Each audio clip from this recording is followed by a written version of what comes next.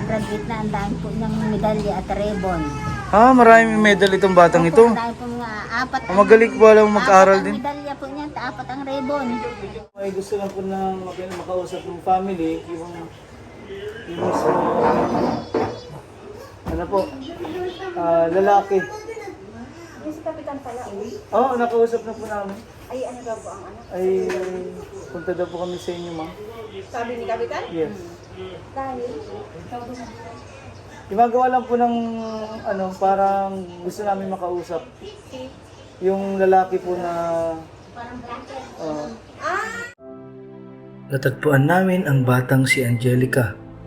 Noong una, akala namin ay 12 years old lamang dahil sa kanyang itsura. Ilang taon ka nung nabuntis ka? 14 po.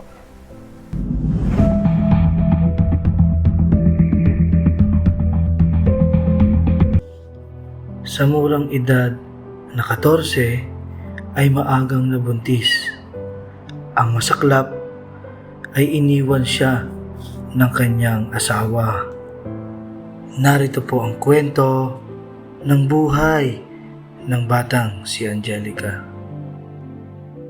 May asawa ka ba? Nasaan ang asawa mo?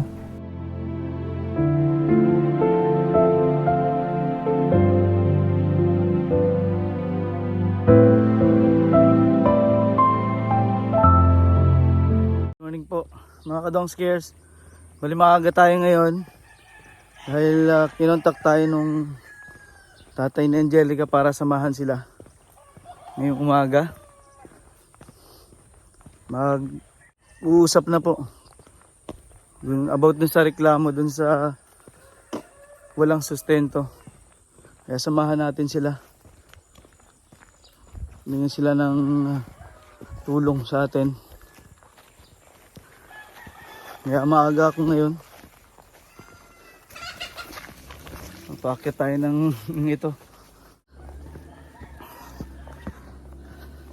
Binabati ko po kayong lahat. Magandang araw. At mapagpalang araw po sa ating lahat. Ito mga aso. Shoot. Pasok tayo dito. Si Lola Tutoy. Saan? Kapunta ko dito kay Angelica. Umaga. Morning po.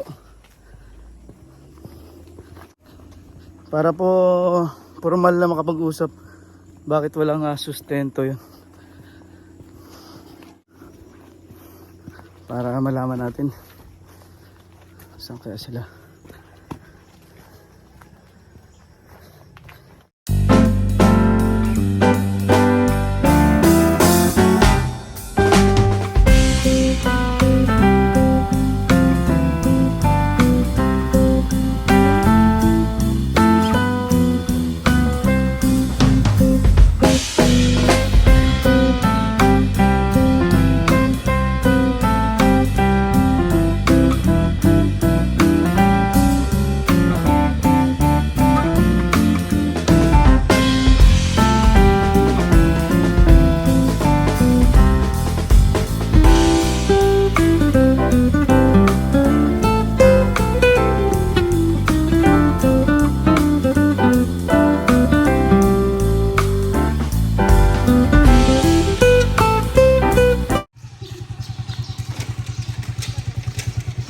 Dito na po kami sa para makausap po at mabigyan ng paalala.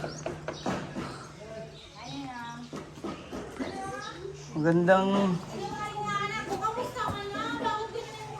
umaga po.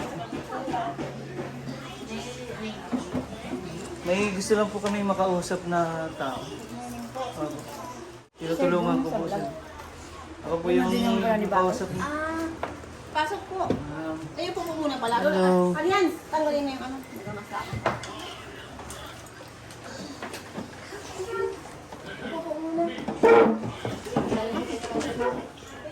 Yung atin po ay gusto lang po na makausap ng family, yung mismo,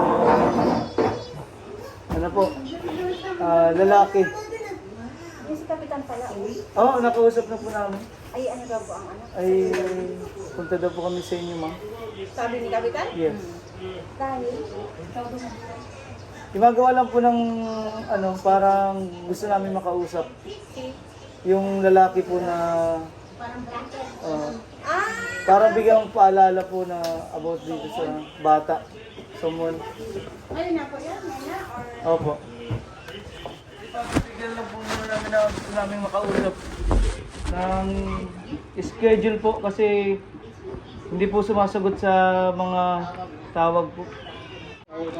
Yan, dito kami sa barangay para formal na ano, na bigyan ng paalala.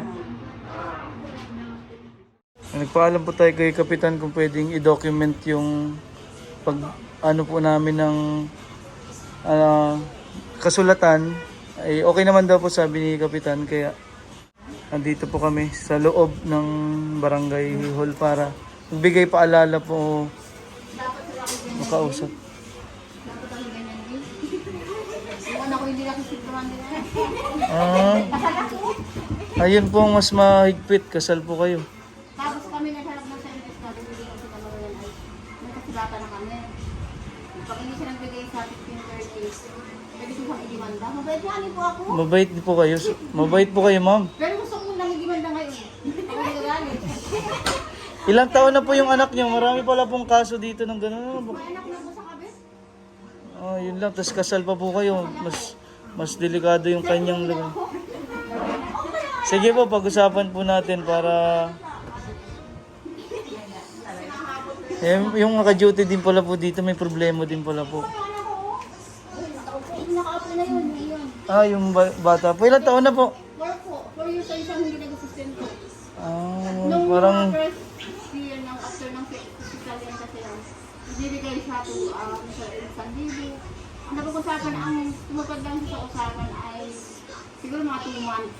2.5. Kailangan po meron kasing kasulatan na may monthly po siyang ibibigay na halaga. Hindi po yung bibigay lang ako. Dapat meron pong naka-fix na kunwari 1,500 o 2,000. Pero at ngayon po i-average ako na talaga di ba siya? Oo, kasi kasal po kayo. Yun po ang nangyari pala po sa inyo. Mahirap. Oo po. Kaya kami po ay maghahain muna ng ano dito, reklamo. Para magbigay paalala na po sa ano na kailangan niya pong anuhan yung responsibilidad na yon. Hindi naman po puro sarap ano, ma'am. Oh, yung anak kasi responsibilidad po naming mga lalaki yon. Kasi yung anak ko, yan po yung late man kahit po namin bata. Hindi ko nakakain ako Ano, sanay po siya ng ano, mga karne-karne po, hindi gulay.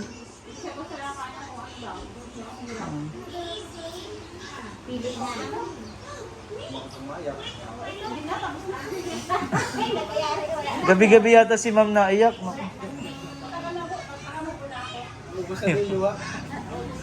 Ubus na. Ay, nadukot ka na naman dyan. Ang taba na po ni Baby Dylan.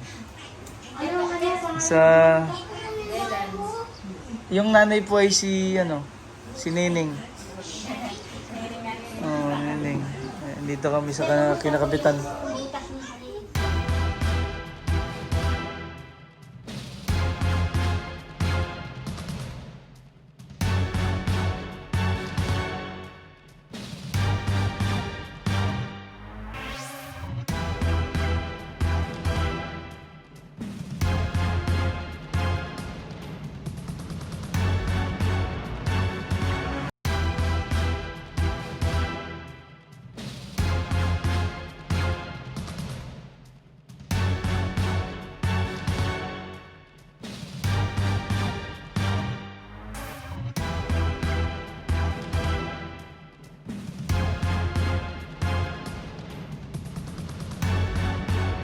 Nakapag-usap na po yung dalawang panig. Kami po ay nagkaayusan na para hindi po lumala at para din sa bata yung sustento ay maliwanag So, ito po yung inay ni Angelica. Yung kumusta po si Angelica ng mga kabataan niya, yung kanyang pag-aaral? Ayan po, isang taon pa lang. Ayan ay sa akin nagaki. Oh, sa inyo po lumaki. Alaga at sila yung ina naman at ama ay nasa Manila, naghahanap buhay, napakatulong. Bago tapos yan po yung mga Katulong po ang trabaho nila doon sa Maynila, yung mga magulang. buhay siya. Isa naman ay sa bahay, Sa inyo po na iwan. sa akin na iwan. Kumusta po ang pagaaral ni Ay, nung Angelica? ay maayos naman po. Yun ay ano, sipag pong pumasok, hindi man po nag-absent. Laging yan ay pagka may, basta may 5 piso yan ay tuwan-tuwa na. O, bago tapos nung yan ay ma-graduate na, ang dami po ng medalya at ribbon. Maraming medal itong batang ito. Ang dami po mga apat. Magaling po alam mag-aral Apat ang din. medalya po niyan, 4 ang ribbon.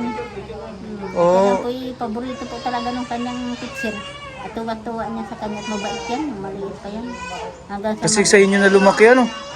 hanggang nasa po nag-elementary, naglipat na po kami dito na po pumasok yan sa Malaya. Ayun, hanggang nasa sa kanila na rin na uwi, pag minsan sa akin, halili kami, gastos po ako na ang gastos, palibasa yung magulang ay wala Minsan rin. wala ding trabaho, lalo ngayon. Pandemic pa, mahirap po ang trabaho ngayon. Kahit po ay yung mga anak ko rin, 3 rin yung nag-aaral po, nagasabay-sabay, ay pinilit ko talagang kahit ang hanap buhay ko, magtanim, magpaupa sa tubigan, sa palayan. Si Inay po ang naging saksi ng paglaki ng bata. Ayun, maraming salamat po at nakapag-usap kami ng maayos dito para sa bata po at nagkaayusan naman. Ayun, nagkalinawan po about sa sustento, nagkapirmahan. Yun po yung napag-usapan dito. Kaya maraming salamat din po kina Kapitan, kina Konsehal, dito po sa Barangay Malaya. Tinulungan po nila kami para may ayos po itong pag-uusap. Dahil naka-attend po dito yung ama ni Dylan, naging maayos po ang pag-uusap. At ito na po yung simula nung maayos na buhay ni na Dylan para dire-diretso po yung kanyang pag-aaral dahil tuloy-tuloy naman po ang ating scholarship sa kay Nining. Kaya tuloy-tuloy po. Kaya marami pong salamat sa lahat ng tumulong kina Kapitan po. Thank you po and God bless po sa ating lahat.